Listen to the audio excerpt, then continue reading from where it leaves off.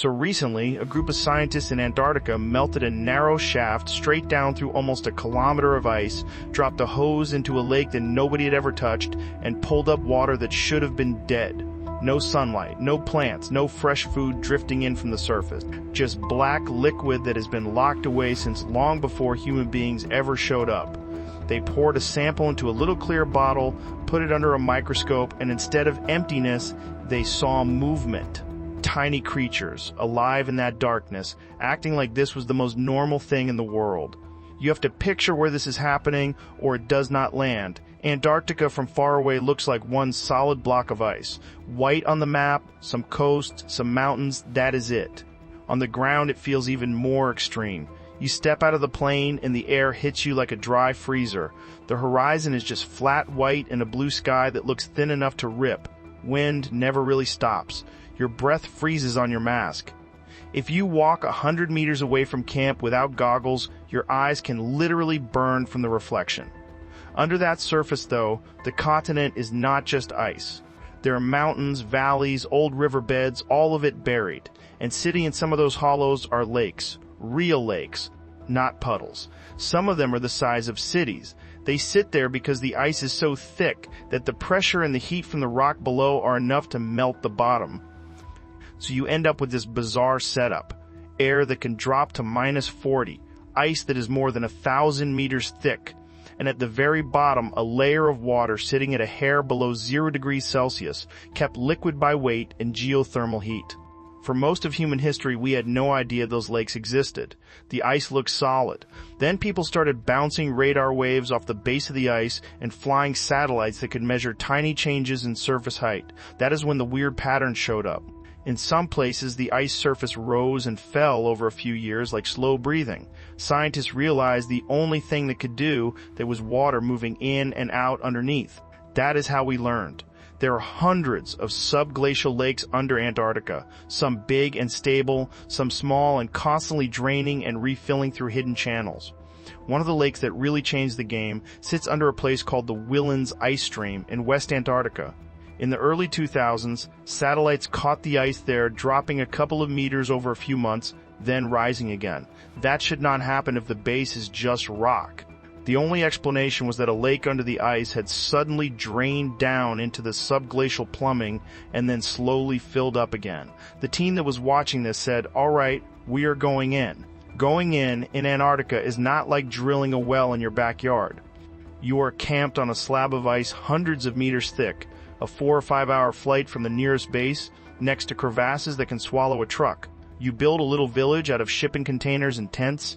Generators thump in the cold, running on fuel that was flown in or dragged over the ice on sleds.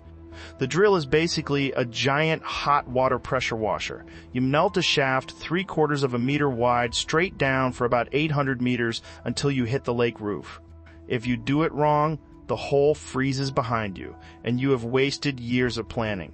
The rule for this kind of lake is simple. If you are going to poke it, you have to be cleaner than a hospital. The scientists knew whatever lives down there has been cut off from the surface world for a very, very long time. You do not blast that place with dirty surface bacteria and fuel residue. Before the drill ever touched the ice, they built a whole filtration system. The meltwater that makes the drilling jet was filtered, heated, hit with ultraviolet light. Every hose, every metal fitting got scrubbed, soaked in disinfectant, sometimes baked or blasted with ultraviolet. The team walked around in clean suits when they were handling anything that would go down the hole. Imagine that moment when they are finally close. The drill head is at 790-something meters. The hot water is screaming down the hose. Sensors are watching the temperature and pressure at the tip. At some point, the resistance changes. The drill drops a little easier. That means the head is punching through the bottom of the ice into the lake itself. They stop. Let the water settle. They have opened a straw from the world of wind and snow into a lake that sits under almost a kilometer of ice. They lower down a sampling device. It looks like a simple metal cylinder with valves at both ends, designed to snap shut and bring back a column of lake water without mixing it with the stuff in the borehole. When that thing comes back up, they rush it into a small lab tent that is heated just enough to work in without losing fingers. They crack it open into sterile bottles, and for the first time, people are holding fresh water from a subglacial Antarctic lake. At first glance, it looks like normal, very cold water. Clear, maybe a little sediment, nothing dramatic. You take a drop, put it on a slide, slip it under a microscope, and that is where it flips. In that tiny field of view, you see little rods and spheres and filaments. Cells, not fossils. Not dead debris. Actual living microbes moving slowly in the cold. The first numbers that came back said there were thousands of cells in every milliliter of that lake water, and even more in the mud on the lake bed. That is what people mean when they say creatures trapped for 1 million years. Not that the individual cells are 1 million years old, but that their entire world has been cut off from sunlight and fresh food for an amount of time that makes human history look like a weekend. The lakes themselves have probably been there, in one form or another, for millions of years. The ice above has sealed and resealed. The water inside has circulated slowly. Whatever life adapted to that has been running the same strange playbook in the dark the whole time. Here's the wild part. These microbes are not coasting on leftovers from the surface. There is no sunlight down there, so there are no plants doing photosynthesis and making sugar out of carbon dioxide and light. Instead, the whole ecosystem is built on chemistry from rocks and buried organic matter. The ice that flows over the lake drags bits of marine sediment, old seawater, and crushed rock under it. Beneath the lake, the bedrock itself erodes and releases minerals. Some of the microbes cling to those particles and strip energy out of iron and sulfur. Others eat methane that seeps out of the sediment. Some probably recycle dead cells again and again, turning one burst of carbon into food for hundreds of generations. You end up with a food chain that is almost completely independent of sunlight. Tiny cells that eat stone and dissolved gases. Other cells that eat them.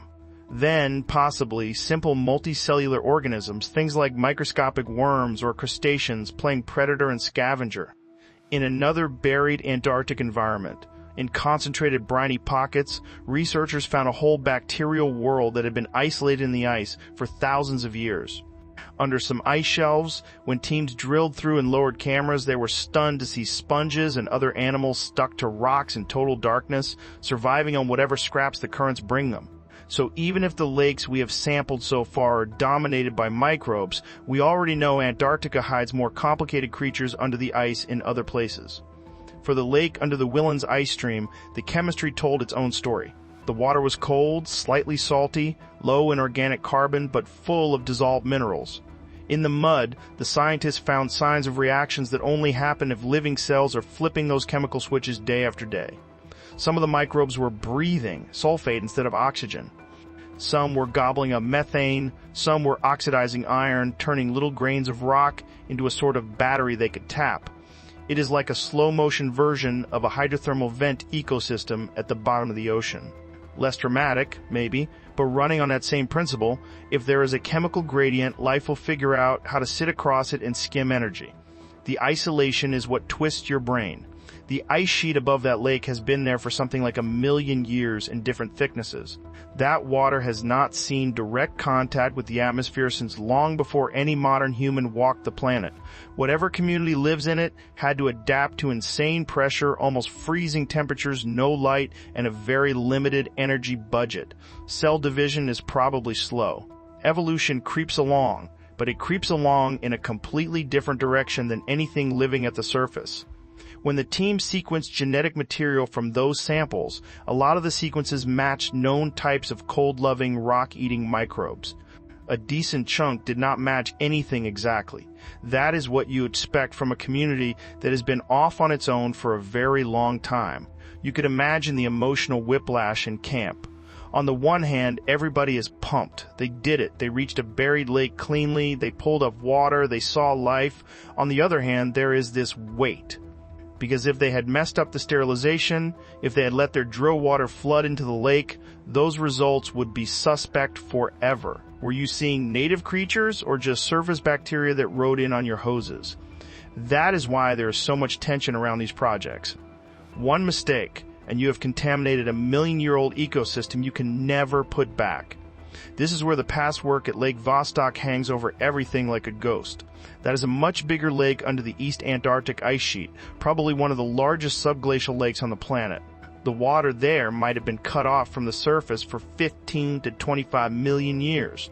When scientists analyzed refrozen lake water from ice cores near the top of Vostok, they did find signs of microbes, but the drilling there used kerosene and other fluids, and the samples are controversial. Everyone agrees there is probably life in Vostok. Nobody can quite agree yet on what we have actually seen and what is contamination. So with the newer lake projects, the bar is much higher. Clean drills, independent checks on every step, samples that you can point to and say, we know, with real confidence, this came from the lake and not from our own gear. That is why there have only been a couple of true clean accesses to subglacial lakes so far. It is too hard and too expensive to do casually.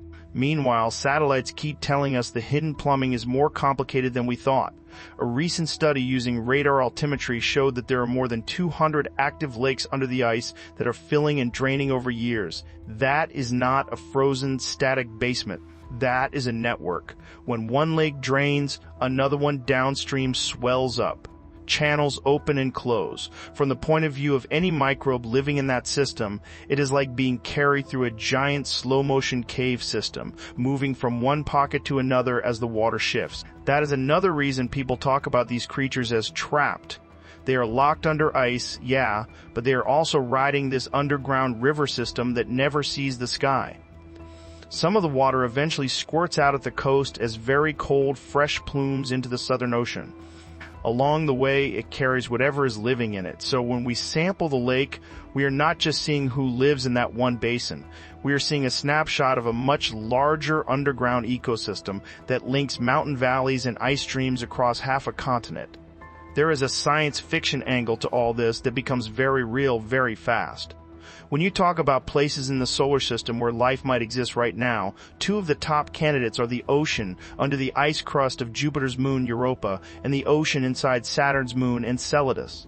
Both have liquid water under ice, contact with rock, and energy sources that could drive chemistry. But they are also sealed, dark, and far from the sun.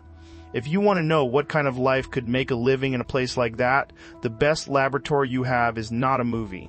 It is these Antarctic lakes. You do not have dolphins under the ice in Willen's Lake. You have bacteria and archaea, little chemical machines.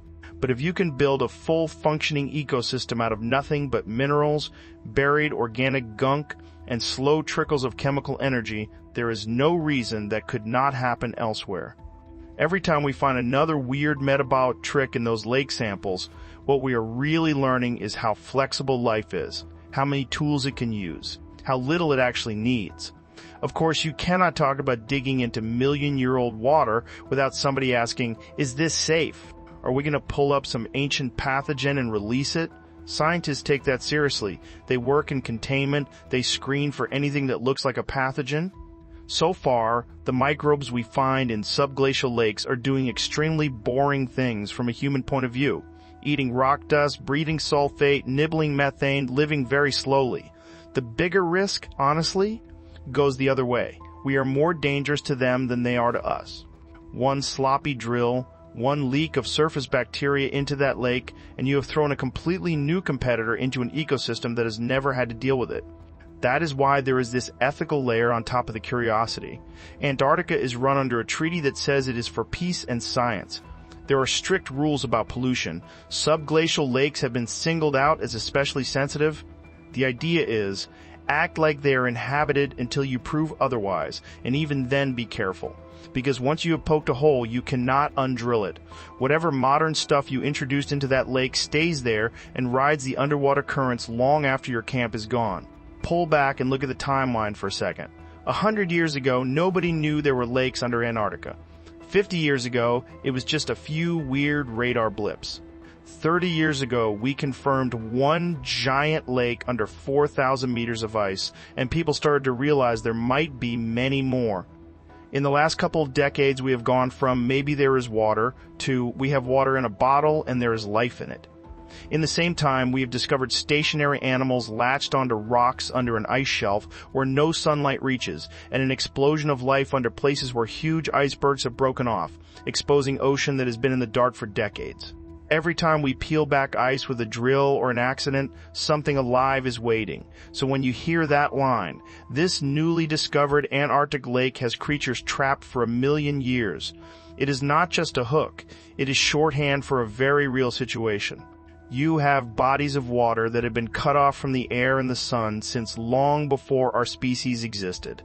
Inside them, you have communities of organisms that do not care about us, that have been quietly solving their own survival problems with rock and darkness and time.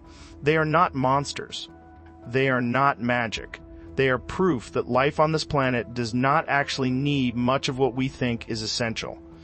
There is a detail I love about the first clean sampling of that buried lake under the Willans ice stream. When they hauled up the sediment cores from the lake bed, the mud looked dull, just gray-brown sludge.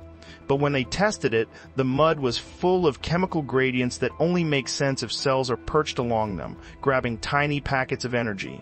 They did incubations at cold temperatures, added specific substrates, and watched the metabolism kick in.